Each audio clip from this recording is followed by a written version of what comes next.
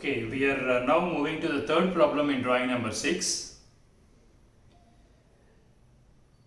The first two problems were on simple position 1. Even this problem is also on simple position 1. So once again let me repeat what is simple position 1. In other words, what should be the conditions given in the problem for you to adopt simple position 1?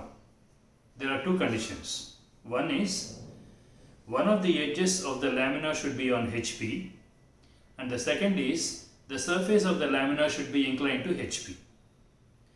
When you find these two conditions in any problem, you are sure that you have to adopt simple position 1. That's what you have to check, okay, in any problem to decide which simple position to follow. Because as I already mentioned, the simple position is very important. You go wrong in simple position, the entire problem is gone. So let me read out this problem for you and let me identify those two conditions in the problem, then only I will proceed.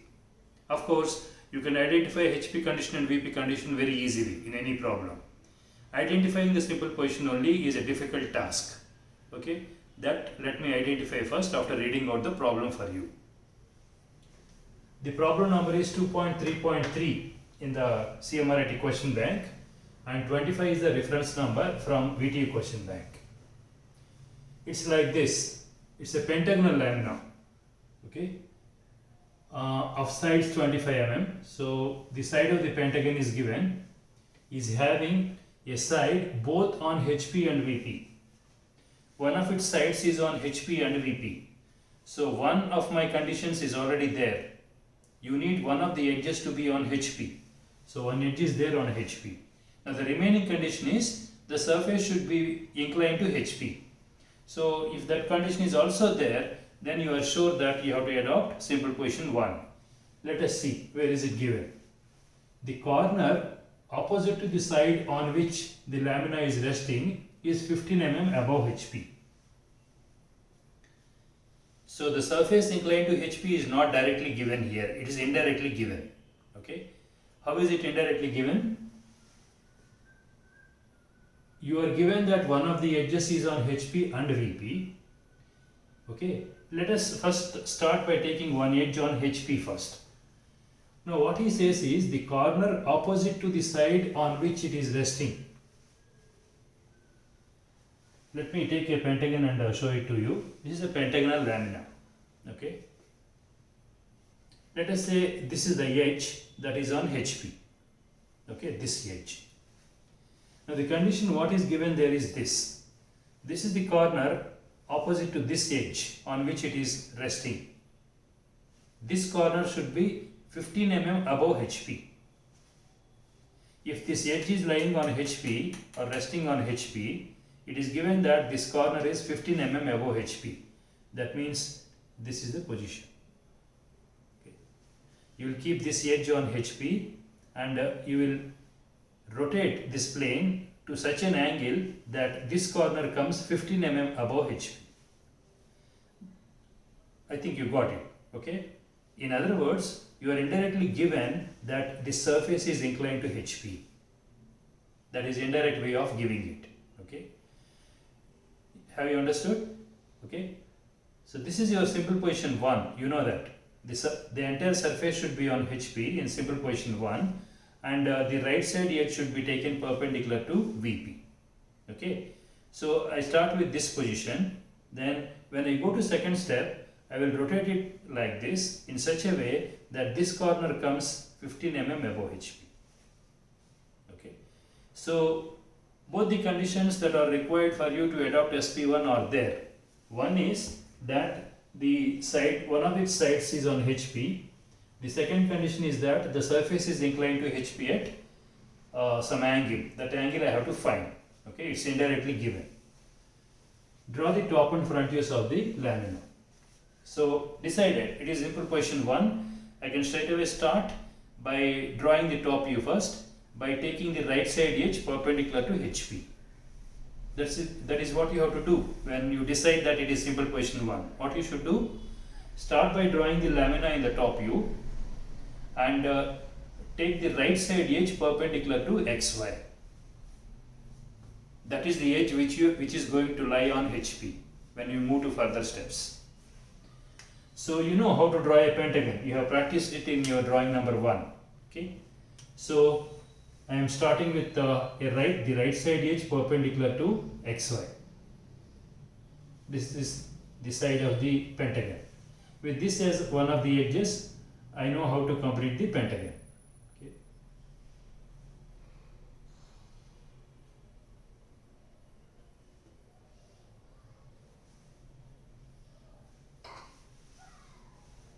Now this is the edge that I am going to keep on HP, so I will start naming from here. A, B, C, D, E. So this edge in this space you can draw anywhere, okay? At any distance from XY you can draw this pentagon. Okay? Now I have to dimension this. It's given that the edge is 25. So this should be 25. So if I show it in space, in 3D, it's like this. It's like this. This edge is taken perpendicular to VP and you are keeping the entire surface on HP. So when you look from the top, you get the regular pentagon. You will view it as a regular pentagon. In the front view, it appears to be a line. And because you are keeping the surface on HP, that line appears to be on XY line. So let me draw the front view now. The front view is a line. Draw the projections and this will be the front view. It's just a line. Name the points D dash, C dash, E dash, A dash, no, A dash in brackets, B dash. This is the position of the observer. So B is visible, C is visible, D is visible, A invisible, E also invisible. So A and E I have kept in brackets. Now the front view of the lamina appears to be a line here. When it is a line, you should be able to visualize what are those actually, because it is a limiting position of the plane. This is a limiting position of the plane. Now you should identify what is this AB, what is this CE and what is this D. What is this AB? AB is in fact an edge. Though it is an edge, it appears to be a point in the front view. Now CE, is CE an edge? No, CE can't be an edge. Okay? AB is an edge, BC is another edge, CD is another edge, DE is another edge. But CE cannot be a edge. They are just 2 points lying in the same line. If I draw a projector from C, it coincides with E. That's why I didn't show this projector. Okay? So C and E are 2 different points. D is also a corner. C and E are the corners of the lamina. AB is an edge. D is also a corner. Why I am telling all this is, when you go to simple position 2, you will understand. Okay, why am I asking you to read it properly? Okay, you should know that AB is an edge here. You should know that C and E are corners of the lamina. D is also a corner of the lamina. Or you can go to top view and check. When you go to top view, AB is an edge. When you go to top view, C and E are corners of the lamina. D is also a corner of the lamina. Done. Now, this is SP1. When you adopt SP1, do you satisfy HP condition first or VP condition? You should satisfy HP condition first. Okay. So, HP condition, normally if HP condition is given, it will be given that the surface is inclined to HP at some angle. But that is not what is given, it is given indirectly. What is given? The opposite corner to the side on which it is resting is 15 mm above HP. So if I show you here, if AB is the edge on which it is resting, D is its opposite corner. So when I move to second step, I have to satisfy 2 conditions. One is that I have to keep AB on XY, and the second is that I have to keep corner D 15 mm above XY. Both you have to satisfy. So how do you do that? Let me start by taking AB on XY, okay, I want D at 15 mm above HP. So I will draw the locus of D, just a line parallel to XY at a distance of 15 mm. Just draw a parallel line parallel to XY. Now, even when you move to next step, this length has to remain the same. Though you draw it inclined here, this length should remain the same. So what I do is, I take a compass, measure this length, AB to D. Measure this length, okay, with compass. Now take AB as center, this length as radius, just draw an arc to cut this locus. Okay. So this is point D dash. And thereby you get the inclination of the surface with HP.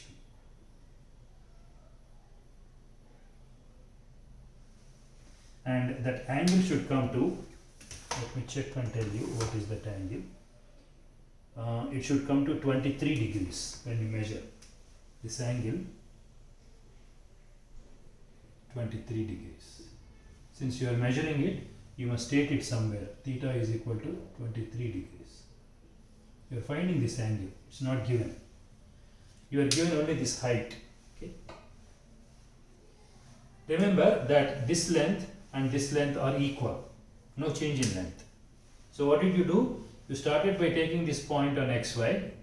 You have taken this length with the compass. You already have this locus. Take AB as center and this length as radius. Use your compass and cut it. So D dash you got. Now once you get D dash, you can also get this point C dash E dash by measuring this distance. Measure this distance with the compass and mark C dash E dash here.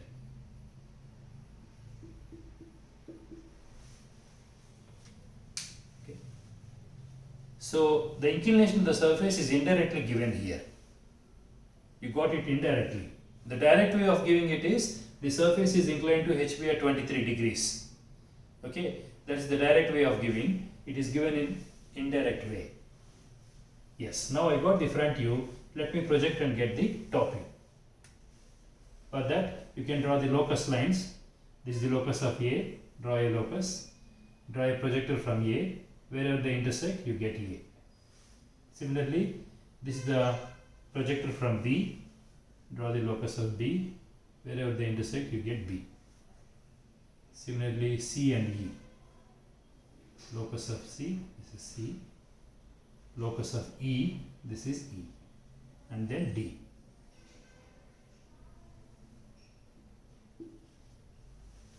Connect them by straight lines.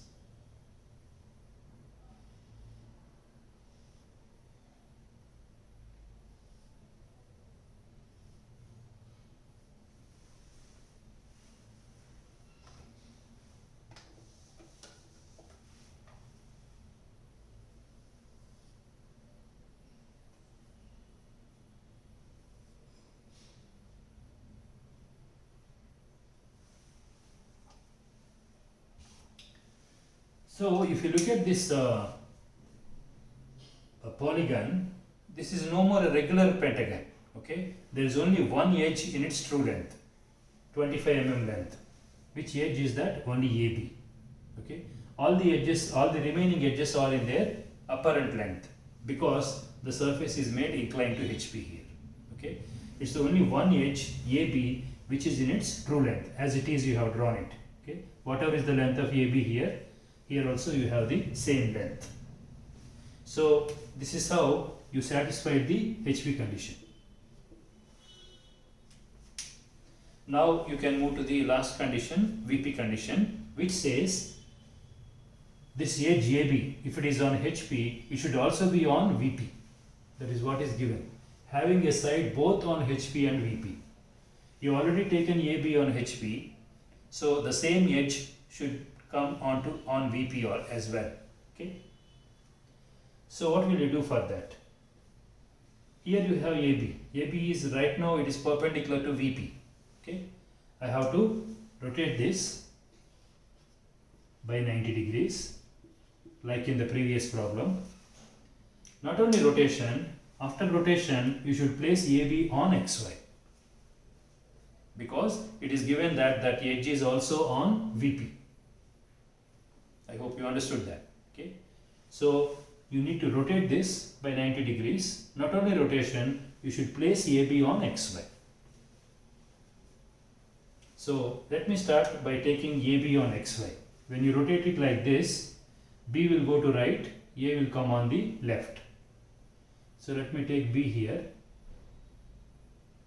Same length, you must take same length, 25 mm, A here. Okay. Now, using the same dimensions, whatever dimensions you have here, you should reproduce this irregular pentagon there. It's not a regular pentagon. Okay. How do you do that? You must maintain the same lengths, AE, ED, DC and CB. Whatever lengths you have here, I must have the same lengths there as well. Only you are changing the position. Manually how to do. This is how you can do. Let me get the point D first. Okay. Use your compass. A to D. Take the measurement with compass. Draw an arc with A as center.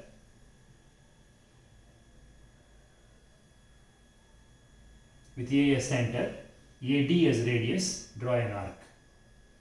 Similarly, B to D, it will be the same distance. Okay. B as center, BD as radius, cut this so that you get the point D. You understood? I have 2 points A and B. I want to get the third point D. Just like it is just like a triangle. Okay, constructing a triangle. A as center, AD as radius, you have drawn an arc. B as center, BD as radius, another arc, so that you got the point D.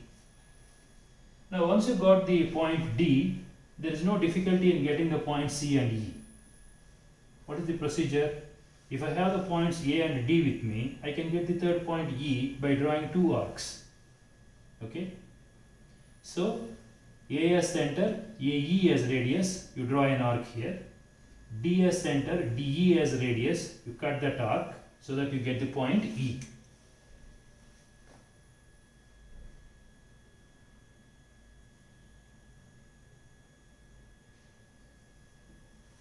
Okay. So A as center, AE as radius, I cut this. D as center, DE as radius, cut it. E you will get. E will come to the left. When you rotate this, E comes to the left, C goes to the right. Similarly, you can get the point C. B to C you draw an arc, D to C another arc. C. B to C, D to C.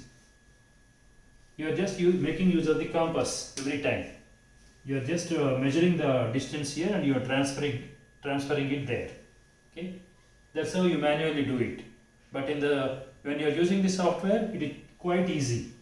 You first move it here, rotate it by 90 degrees, drag it and place it on XY. It is so simple there. The only difficulty is when you do it manually. Okay? So just connect the points. A to B is already there, B to C, C to D, D to E and E to A. So this and this are same, no change in dimensions, you have changed only the position. Okay. Once this is done, getting the front view is the easy step, easy. Okay. Now AB is already here, A dash B dash you have here. When you draw the locus, it comes here only, so they coincide in fact. Okay. This is also A dash B dash. AB and A dash B dash coincide. Naturally, when an edge is on both HP and VP, it naturally lies on XY. Okay? XY line is the intersection of both VP and HP. It is given that the edge is touching both HP and VP, so naturally it lies on XY, or both the top and front views coincide.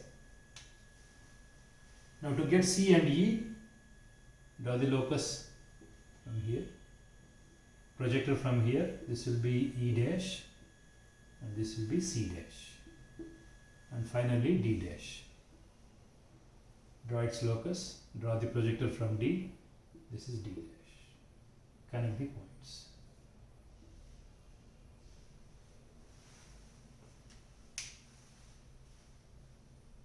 So this view, in this view, all the conditions given in the problem are satisfied.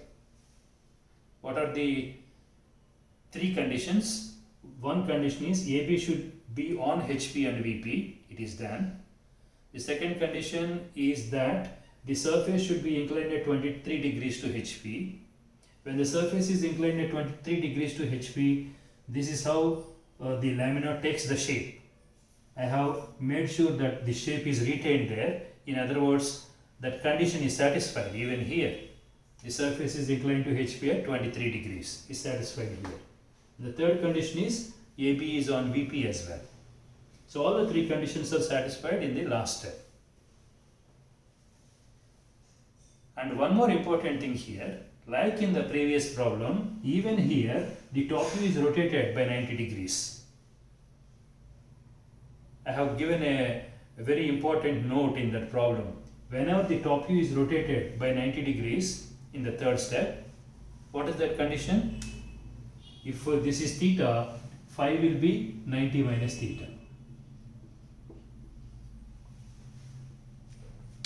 Okay, let me show that in 3D, then you will visualize it easily. Okay, let me start from the first step. This is the first step I took. Of course, this surface should be on HP. Since so you can't view it, I am just showing in this level. Okay, this surface, entire surface should be on HP, on the ground. This edge should be perpendicular to VP. So this is how the top view appears. When you look from the top, it's a regular pentagon. The front view is a line. Because you are keeping the surface on HP, the line comes on XY line. There. Second step, what did I do? I have rotated it like this. I made the surface inclined to HP so that this corner is 15 mm above HP.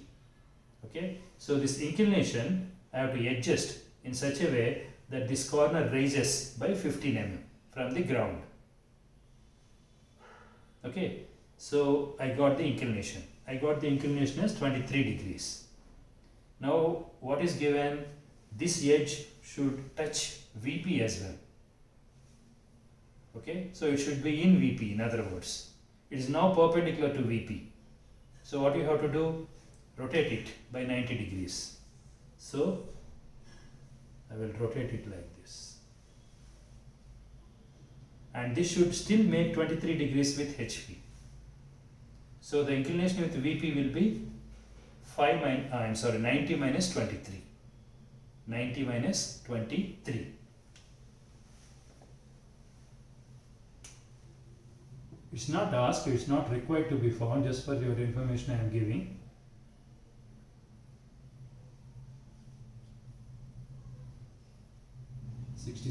degrees. The inclination of the surface with VP will be 67 degrees. Okay. In the final position, it is like this. VP and HP are mutually perpendicular. Okay. If this is theta, this will be phi. Inclination with VP will be 90 minus theta. So whatever the condition you had in the previous problem, second problem, you also had it. You also have it here. Okay, rotation by 90 degrees. This is an interesting problem. Okay, because of this condition, an edge touches both HP and VP. So with this, we finished drawing number 6. We have done all the 3 problems, and then we will move to drawing number 7, where I think you will do 3 more problems based on simple position 2. Okay. So when I start my next video, I will explain you what is simple position 2, and then proceed with those problems. Okay. See you then.